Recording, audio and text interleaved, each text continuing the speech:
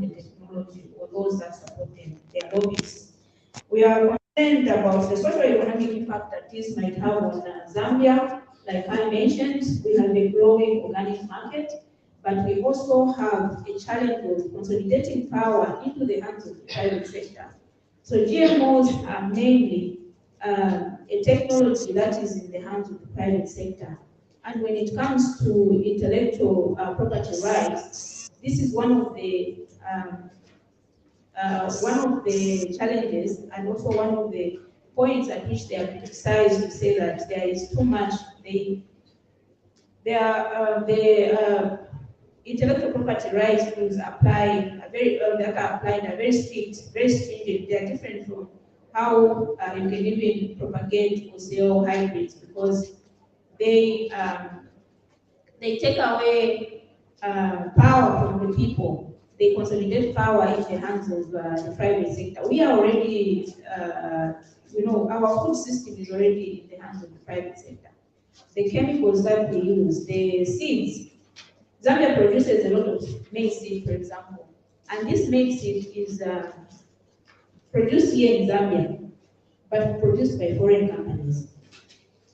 So our food system, our entire food system, is in the hands of foreign companies. Only a small percentage of our so-called staple food, only a small percentage of the seed of maize and other strategic crops is produced by local companies, Zambian companies.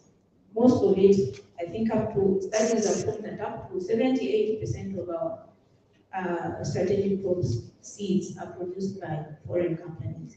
The chemicals are produced by foreign companies. The fertilizers that we put in our fields are produced by foreign companies. So by opening up to GMOs, we are actually consolidating this power over our food system. And we know that now food is the new weapon of colonization. If you control the seed, you control the food system, isn't it? And GMOs in agriculture is about mainly seed. If you control the food, you can control the people. You decide what they grow, when they grow it, and what cost they grow it. And we are also concerned about the small-scale farmers.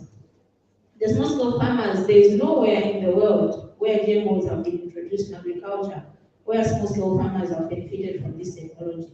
In fact, over time in Africa, it's been proven that the products of GMO technology, the seeds that come from it, become too expensive for the small-scale farmer to afford. The potential benefits, like I said, are just mainly from the people that want this technology.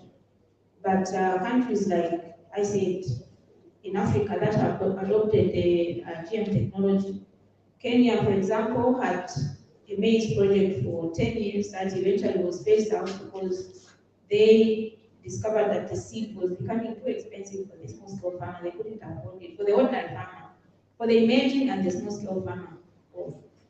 Then we also know that there are other challenges that come with GM technology, because in most cases, when you look at even the policy that was shared, when you look at the way the benefits are framed, and if you look at the context analysis as well, you see that most of those countries that I mentioned, that the crops that they are growing, they are saying they are experimenting or they are researching. They are experimenting on this, they are researching on this. Because the other things that were done before, like the beauty cotton in Burkina Faso, have failed. So we see no reason. Lastly, but not the least, we have alternatives.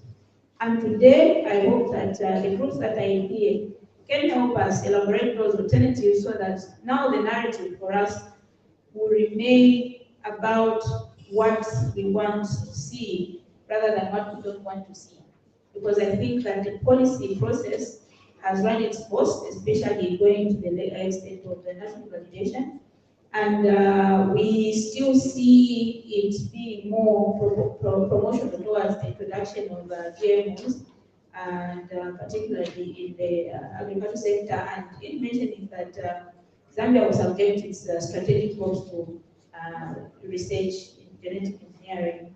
Our role now as civil society organizations that have been engaging in this process is one, to ensure that Zambians know the implications of this policy once it's approved. Secondly, is for people to understand that they always have a choice. There's an alternative way of farming. There are alternatives to GMO. We do have quite a lot of both open pollinated and hybrid seeds that have got the potential that is talked about with GM crops. But there is nowhere in the world where genetically modified crops have actually demonstrated the kind of potential that they are hyped about, the increase in yields or reduced cost due to disease or pest resistance. Most of those have not led to tangible benefits, mainly for small-scale farmers. I will not take up much time. I think I have given the background to this meeting. This is a platform for everyone to discuss, and for those that have questions to ask so that they can be answered. We are hoping that from this meeting, then we can have an idea of how we are going to go ahead with this campaign, because, like I said, the policy review process has run its course. As civil society organization, we still have work to do, and that is to inform people, to educate the masses on other things that are alternatives that they can adopt rather than the conventional way of farming. But we also have a responsibility to continue providing the Panama Blanca opinions and guidance to the government of the day. Thank you very much.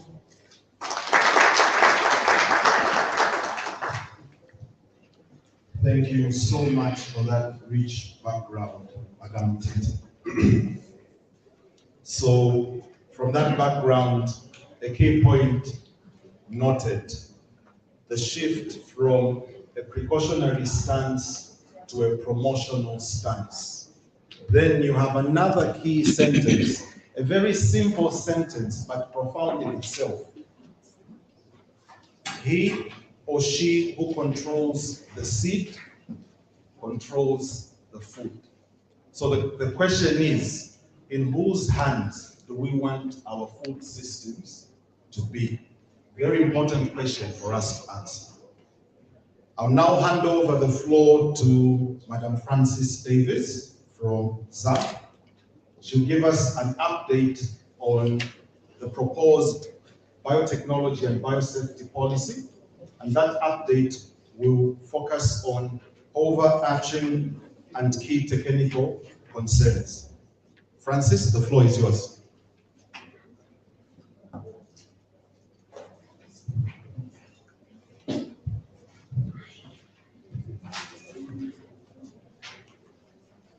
Morning again, everyone. Thank you. If you would just allow me a quick technical, let me just make sure that I can you turn the PowerPoint on?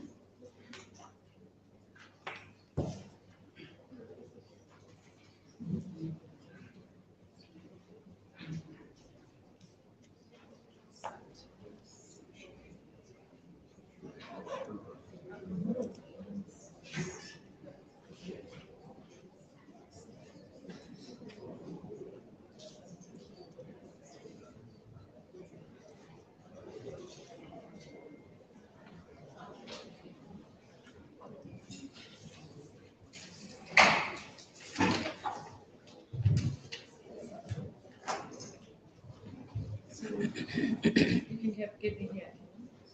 I mean the camera. Yeah. And you're gonna just. Here's my food.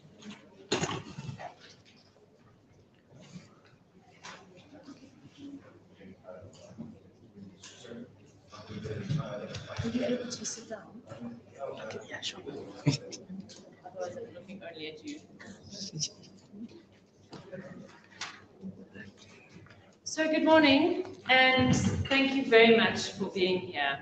Mtinta has given a very detailed background and an overview to some of the major concerns that we have as the Zambian Alliance for Agroecology and Biodiversity, as members of the public, as farmers across this country, together with a network and a global community who is really trying to say, what are we doing to this earth and to ourselves? We are the only species that pollutes our own nest.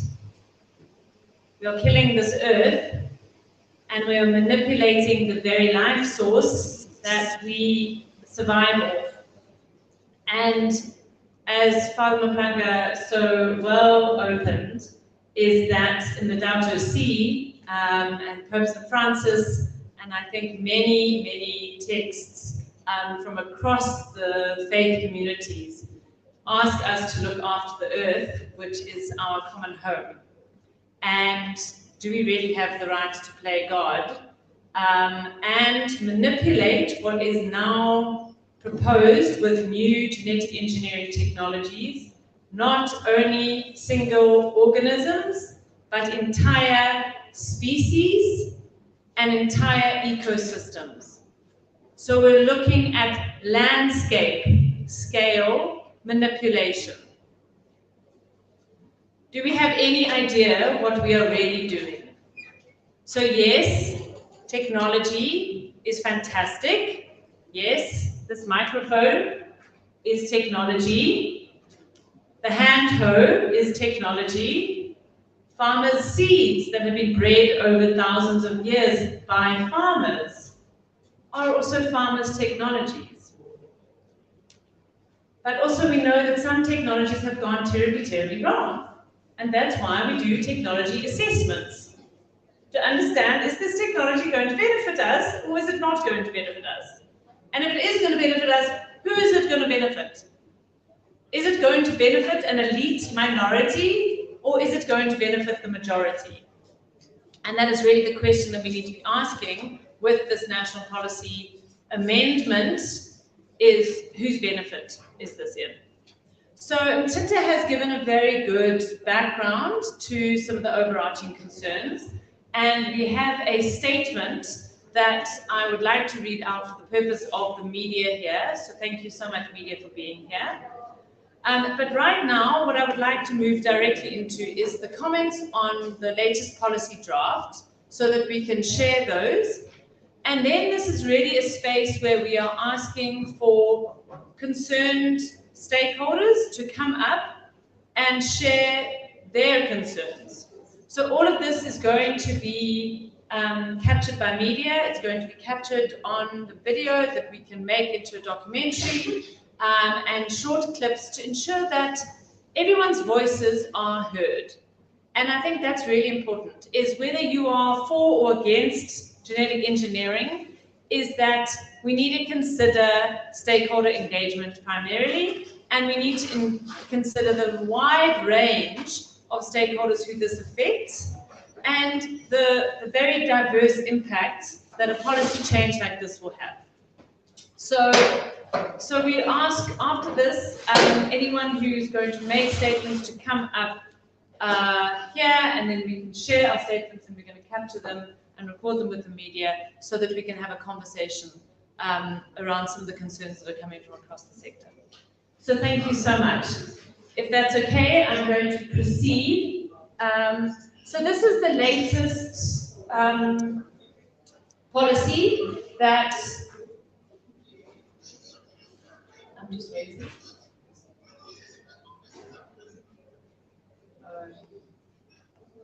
Technology can be useful, but also a pain.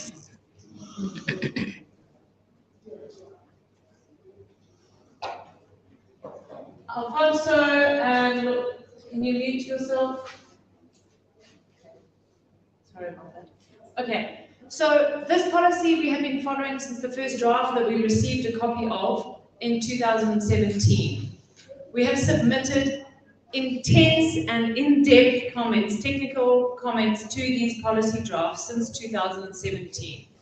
On many occasions, Zaab members have been excluded from policy discussions, despite the fact that Zaab is a registered stakeholder, and we have supported ongoing engagement over the years. So in the last validation meeting, which we now want to speak about primarily, this was on the 8th of September, we got the invitation to this meeting. As the meeting was proceeding, at 9 o'clock in the morning, 9:30, I received it on WhatsApp, saying, "You are missing from this meeting, surely you would like to be here." So of course, we mobilized and we were there. Only halfway through that meeting, by 12 o'clock, did we get copies of the final policy that we were meant to be discussing, so that we could actually go through it and go through comments in order to actually submit our concerns to what was meant to be the last validation to this policy draft. So we then engaged again with the ministry and said, "You promised that you would call us, you promised that you would consult. This has not happened. Please, there are still major considerations with this policy. There are a lot of people that are missing from this room. We need to submit more comments." So the ministry said that they would again receive our comments, and we have again developed these comments, and I would like to share with you some key points that I think are of concern to the public and particular sectors who are here. There are more, and this document is made publicly available, but these are the main overarching ones. So this is the latest draft as of the 8th of September. A major concern is this. Right from the beginning, we have stated that the definitions within this policy document are confusing, they're vague, and they also do not adhere to international standards. Now, all policies also must obviously relate to international policies that we are party to as government. Now, particularly things like this actually goes against international known standards and definitions that make it easy to actually regulate technology that is used across the world. So this is a major problem, and it's inaccurate, and if implemented as such, it could easily open the government up to liability, as in the government will be the one held responsible for any negative outcomes. The definition of contained in the policy lays out that control measures must be implemented to prevent contact with the external environment. Field trials can and do interact with the environment and have no such measures. Related biosafety risks and damages must therefore be considered in each trial, and surrounding communities must be engaged. As an example, in 2013, the entire export wheat sector in the United States was undermined due to field trial contamination. This is one of many such examples. So this is a very good example of what they're using here is the definition proposed is confined field trials. Now, there's no such thing as a confined field. If maize is in the environment, maize is in the environment. It reacts, it interacts with other maize, okay, then they say, oh, but you can use distances, buffer zones. What about pollinators? What about the soil? So these are some of the things that we're saying, why are we using confusing terms? And this has been a deliberate strategy actually by the NEPAD AUDA, so a lot of this policy has been supported, the development through the African Union Development Agency, who are directly funded by pro-GM lobby groups. And they have been using these kind of policy development strategies to implement weak policy on the African continent in order to push trade in genetically modified organisms onto the continent. And this is one of the ways, and it's a very, very obvious one, and we see it across the policy from all over Africa. There are other things that we have asked. There's no definitions on release, there's no definitions on risk, there's no definition on risk assessment, on risk management, and on social economic impact. So their biggest argument is that this is a science policy, we're not talking about social economic impact. Now, how can we not talk about social economic impacts? Zambia, given our state, how can we not talk about social economic impacts? So the next one, I'm just going to highlight. We can come back if we need to. So this is a very key point because this policy actually claims to address risk, but this is only really as lip service to international obligations. This sentence is undermined at every turn throughout the document. All the text in the document needs to be harmonized to genuinely support this statement. In our past submissions, we pointed out extensive text that is in direct contradiction to the precautionary principle, which is enshrined in the Cartagena Protocol. So this blatantly is trampling on the precautionary principle, which puts Zambian citizens, natural resources, and the green economy at risk. It also puts government at risk of liability, and especially in the light of the fact that this policy explicitly protects private interests from liability and redress, and instead places the burden on Zambian citizens. So although we now see that they have included small clauses on things like the precautionary principle and risk assessment, the rest of the policy is framed in such a way that it promotes genetically modified organisms and very weak biosafety mechanisms, so that it actually renders, it leaves government and citizens and farmers at risk of the negative impacts of genetically modified organisms, as well as being sued and taken to court by multinational corporations, which we have seen across the rest of the world. So the next important comment here is under the situational analysis. So again, this just points to the fact that this entire policy is framed in such a way that it promotes the supposed benefits of genetically modified organisms, but it does not give any of the very well-known and documented issues and negative impacts. So we have added a statement that we're asking government to include here, and saying that the justification for this is that we really disagree with the whole orientation of the situational analysis. And that's what's been the difficulty in arguing over the years, is that it's been very difficult actually to talk about the bigger context, which is the issue, and they just want small little tweaks to be done to the policy. So this whole thing reads like a press release for a marketing campaign to the biotech industry and is not based in fact. A policy that fails to recognize demonstrable and potential risks cannot propose to be a biosafety policy. And it shows contempt for the safety of our environment, economy, citizens, and in the name of pandering to vested foreign interests.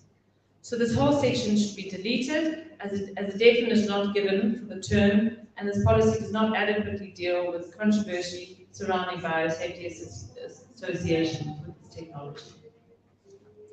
So that is in the situational analysis, and that continues in all of the different subsections underneath the situational analysis. This is an example of a lot of the references that are given. So the ISAAA is a USAID-funded agency, and it is directly being set up in order to promote genetically modified organisms and trade in biotechnology. So these are the kind of references that are used in this policy document. They are pro-industry references. So we've just said that if you're going to use pro-industry references, they need to be balanced with independent research that's not funded by the industry itself. Very fitting that we have national. So the next one is, this is a very, very important historical clause. Those of you who will remember when Zambia rejected GM food aid back in 2002, and this seems to have been forgotten. So we have said that it's very important to add a clause here that clearly states that any unmilled GM grains entering the country as food aid can contaminate the environment through spillage, intentional planting, and other routes. For this reason, if GM food aid is accepted, all food aid should be milled. And this is the historical point that it's just very strange that it has been forgotten. So that's a very important additional clause that we've asked for. Again, on collaboration, this is very much more orientated to collaboration with pro-industry bodies rather than with independent bodies. Points, just for the sake of time, I'm going to move this fast through these. This one really is on funding, and again, it speaks to who is driving this policy change. So we have asked for an addition here, and it says that the policy, our reasoning is the policy is testament to the power of vested interests in Zambian society, and in that Zambian society are watching previously pro-Zambian policy being transformed into a pro-private and foreign industry policy before our very eyes. Mechanisms to ensure transparent and unbiased decision-making in the interest of Zambian healthy environment and socio-economic well-being must be included in this policy. So we've asked for this clause here to ensure that measures must be put in place to ensure transparency and to combat conflict of interest, ensuring biosafety processes are not compromised by the necessity for funds. So we see all too often that, we can't implement some important thing for public development because we don't have the funding, and yet we're very happy to go ahead with a industry development that is going to benefit private sector. Look at our health system, look at even roads. Roads are built to benefit the industry and not to benefit the public. We cannot be adopting GMOs if we cannot have the capacity to regulate them. This next point is on bioethics. We've asked for another very important addition. And given the highly contentious nature of products produced through modern biotechnology and high levels of consumer rejection, all products must be on the market must produced through modern biotechnology, so using genetic engineering, or containing ingredients produced through modern biotechnology shall be labeled in order to give consumers choice, enabling reporting of any adverse effects, enable withdrawal from the market, and assign liability and redress. So currently there are no other clauses on labeling, and this is a big, big matter for the Zambian citizenry. People have a big ethical issue with GMOs, and they have a right to have an ethical issue. Whether you want to prove the science or not, people have a right to choose what to eat. They also have a right to good, healthy, nutritious food produced in a way that is culturally appropriate. So this is really, really important, and it is otherwise not captured in this policy. And if it's not captured in this policy, it is not going to be included in the regulations that will follow this policy. So there's been a lot of argument that, oh, we'll leave that out because we'll put it into the regulations. No, regulations follow policy. Labeling must be included as a national guiding principle and an absolute prerequisite any release. Again, this just shows the vision that is currently captured by this document is very promotional of this technology that is very unknown, and we disagree with that, and we want to ensure that the vision really captures biosafety, and that any assessment is done on a case-by-case basis, which is really, really critical.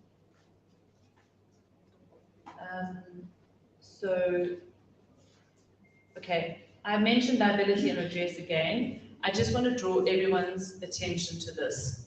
Very, very clear. This is probably, I would say, one of the most important things here from the others in the room. But for many years, we have been asking for liability and redress to be included in this policy.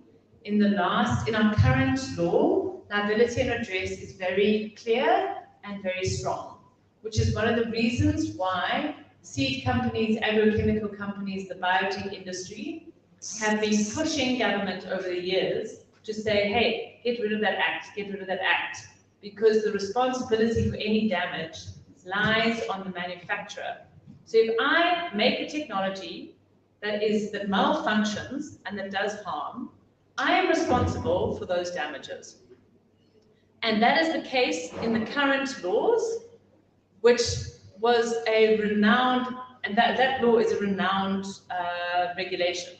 Everyone across the world has actually used Zambia's current regulation as an example of how to develop good regulations. In the new regulations that we are now going to be developing, liability and redress firstly was completely absent. Now it has been included. Sorry, my Zoom says it's disconnected and it's just the internet. I think it's just the internet.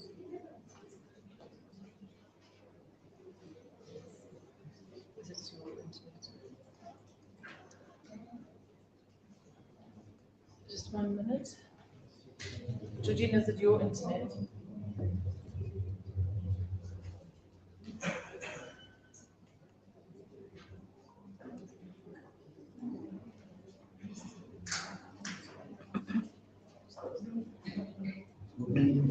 Are you connected?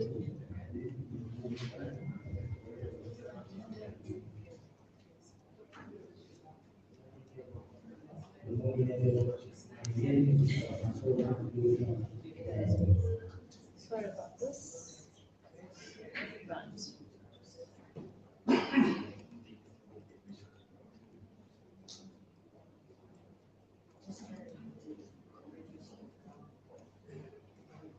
Great.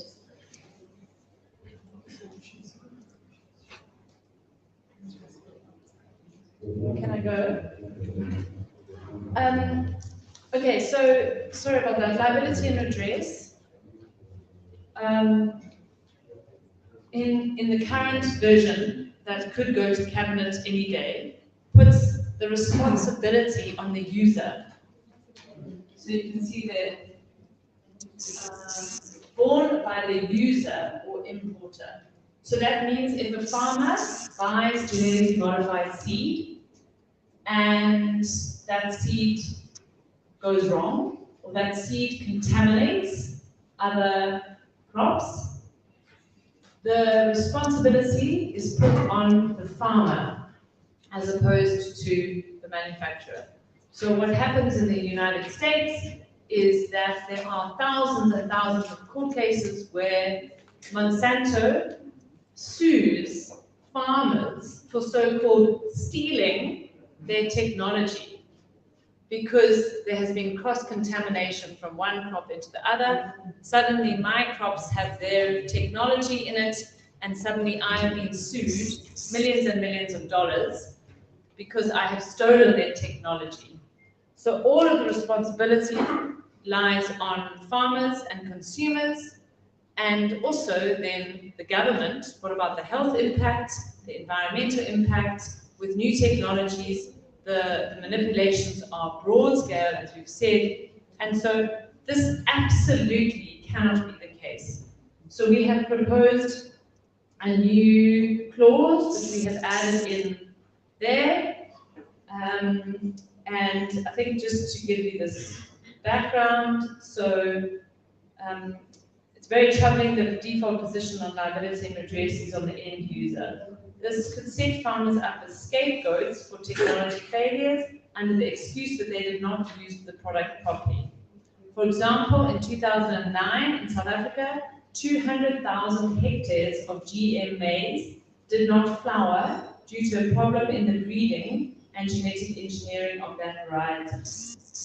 In another instance, widespread pest resistance decimated crops due to biological evolution and unrealistic refugee requirements. The resistant variety, which was MON 812, was withdrawn from the market. Another question, who will be responsible for the loss of organic markets and livelihoods due to this contamination?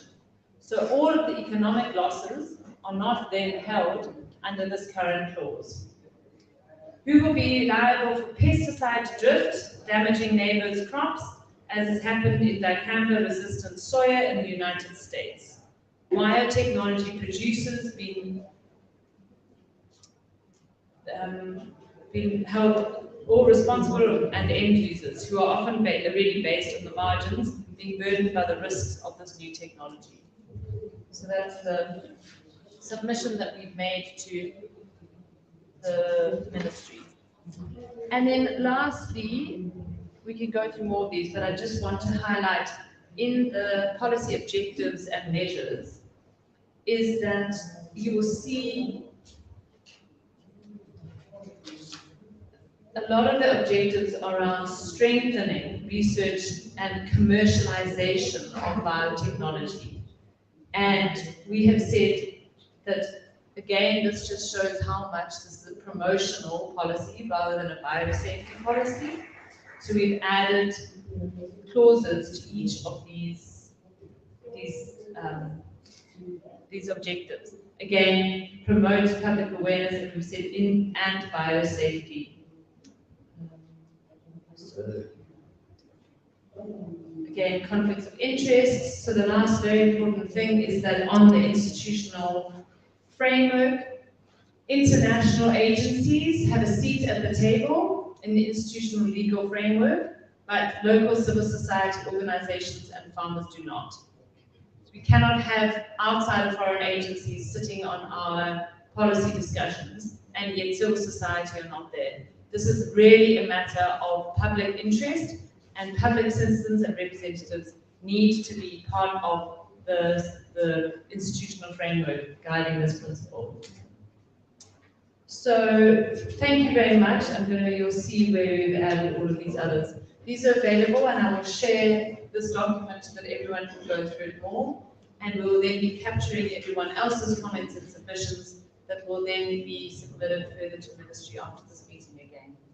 So thank you very much for your time.